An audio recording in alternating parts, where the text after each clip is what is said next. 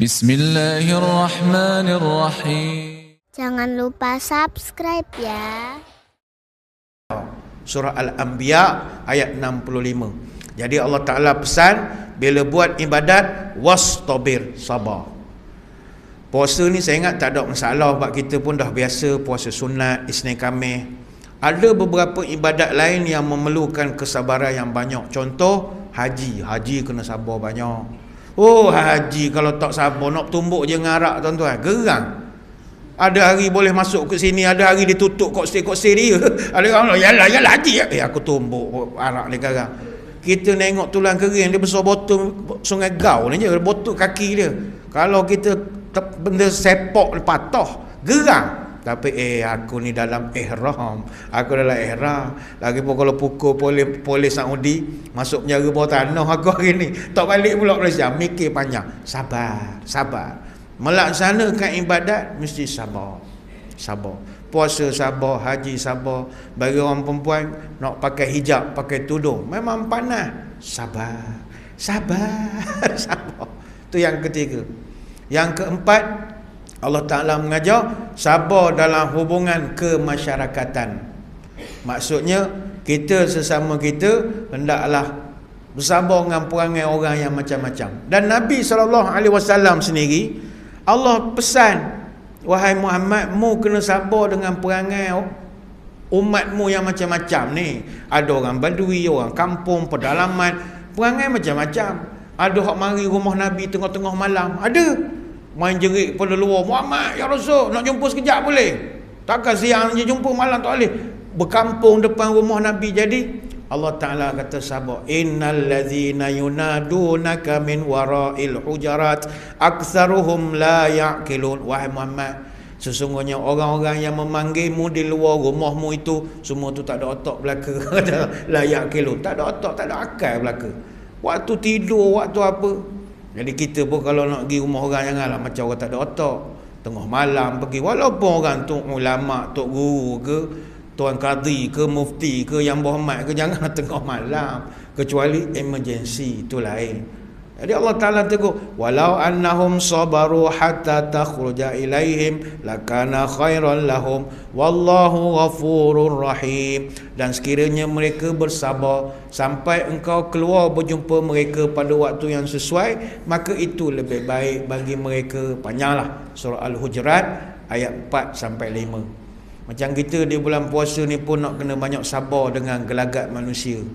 Sebab orang bila lapar ni tuan-tuan, dia punya tempernya tu mudah nak marah. Kita lapar kan. Lepas tu campur pula perangai manusia ni macam-macam. Ada reti bahasa, ada tak reti bahasa.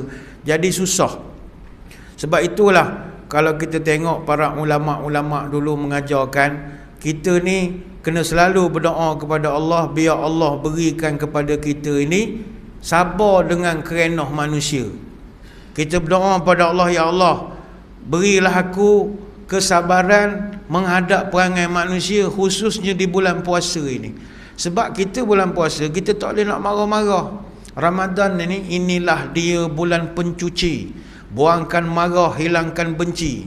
Jangan kotori dengan mencaci, supaya tak murka Allah yang suci. Supaya akhirat mendapat barakah. Banyakkan takwa kepada Allah. Jauhkan hawa nafsu serakah. Jauhkan sifat bermewah-mewah.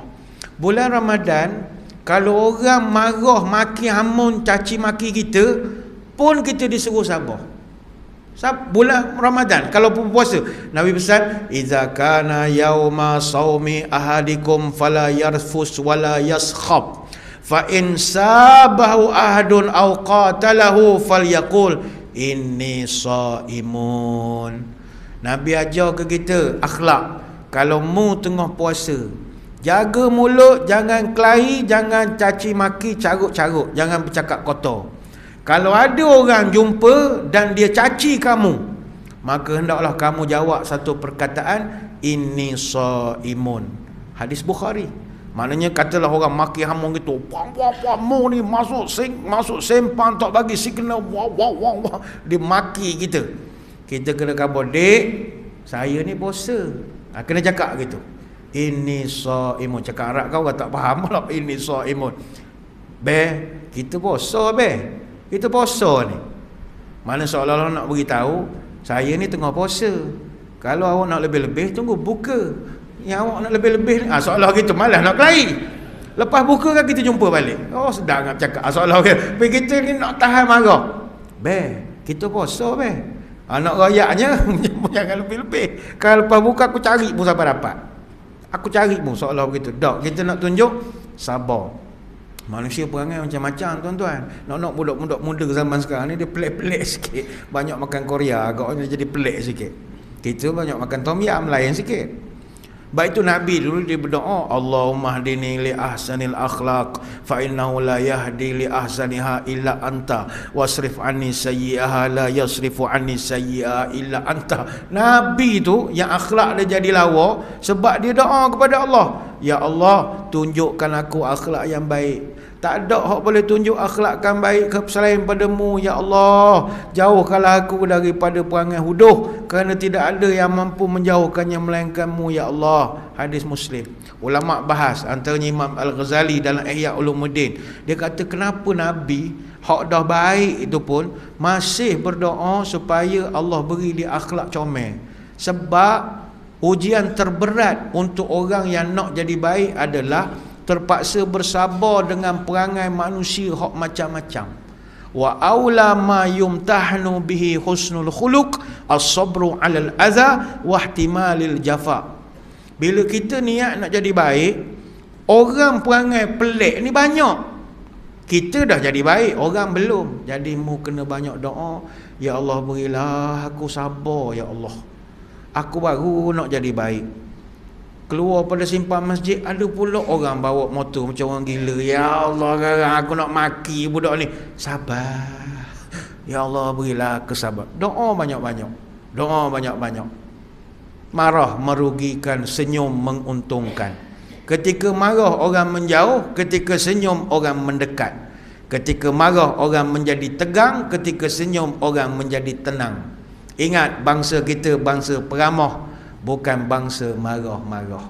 Jadi ini bekal keempat kata ulama yang kena ada pada diri kita, iaitu kena banyak bersabar dengan gelagat dan perangai orang. Sebab itulah ada satu ayat Quran.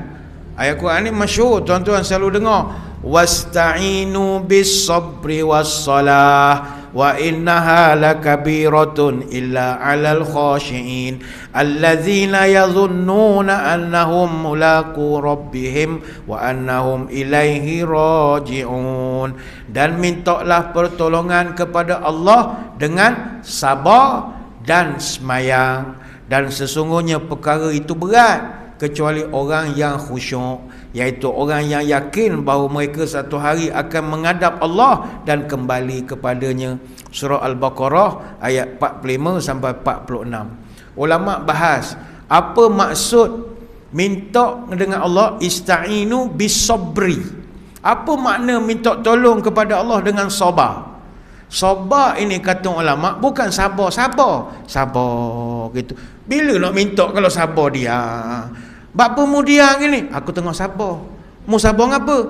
Minta tolong kena sabar. Bukan begitu. Sabar ni kata Imam Mujahid, ni seorang ulama tafsir, yang dimaksudkan as-sabru itu adalah as-siyam, puasa.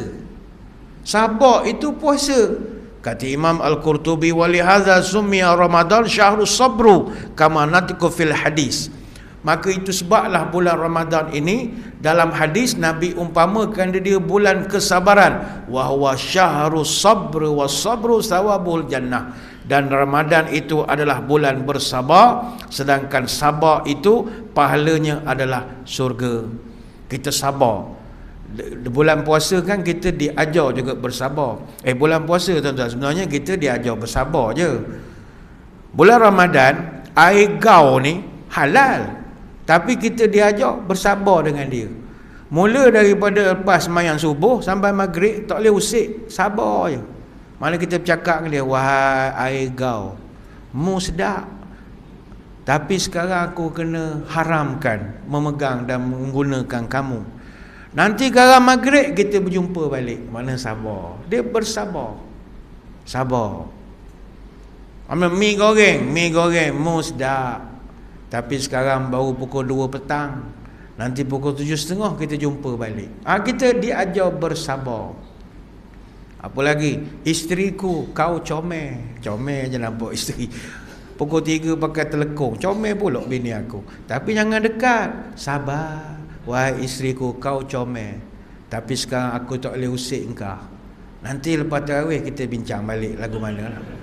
Maknanya kita diajar bersabar. Sabar. Sabar. Moga-moga masuk Syawal esok kekallah jadi perangai sabar itu, mudah-mudahan. Sebenarnya banyak nak diceritakan, tapi saya kira sekadar itulah sembang-sembang pada malam ini. Saya mengucapkan ribuan terima kasih di atas undangan. Mohon maaf sekarang sekiranya terdapat sebarang kekurangan, dan saya berdoa moga-moga bertemu pada lain-lain kesempatan. Kepada pihak pentadbir pengurus masjid, saya ucap terima kasih kerana mengundang saya datang ceramah ke masjid ini. Masjid ini masjid Soho di kalangan penceramah. Jadi satu penghormatan lah saya dapat hadir menyampaikan syarahan di masjid ini. Satu kenangan yang manis. Terima kasih banyak-banyak. Jadi sebelum kita berpisah, kita tutup pertemuan ini dengan doa. Moga majlis diberkati ilahi. A'udzubillahi minasyaitonirrajim. Bismillahirrahmanirrahim. Allahumma salli wa sallim ala sayyidina Muhammad salatan tukhrijuna biha min zulumatil wahmi. Allahumma barik lana fi Sya'ban wa ballighna Ramadan. Allahumma sallimna ila Ramadan wa sallim lana Ramadan wa taslimu minna mutaqabbala. Ya Allah, hantarkan kami ke bulan Ramadan. Hantarkanlah bulan Ramadan kepada kami. Terimalah segala amalan kami di bulan Ramadan. Allahumma qad adhallana syahru Ramadan wa hadara fasallimhu lana wa sallimna lahu warzuqna siyamahu wa qiyamahu warzuqna fihi al-jidd wal ijtihad wan nashat wa aizna fihi minal fitan. Ya Allah, Ramadan semakin hampir. Sampaikanlah umur kami bertemu dengan Ramadan dengan selamat. Anugerahkanlah kami rezeki dapat melaksanakan puasa dan semayang malam di bulan Ramadan. Berikanlah kami ketekunan, kesungguhan dan juga semangat, dan kami berlindung padamu daripada fitnah serta godaan-godaan di bulan Ramadan. Subhanakallahumma wa bihamdika nashhadu an la ilaha illa anta nastaghfiruka wa natubu ilaik. Wa sallallahu ala sayyidina Muhammadin wa ala alihi wa sahbihi wa baraka wa sallam. Walhamdulillahi rabbil alamin. Sekadar itu, selamat menyambut Ramadan al-Mubarak. Tingkatkan ibadah, kurangkan juadah. Wabillahi taufiq wal hidayah. Assalamualaikum warahmatullahi wabarakatuh. Wallahu a'lam.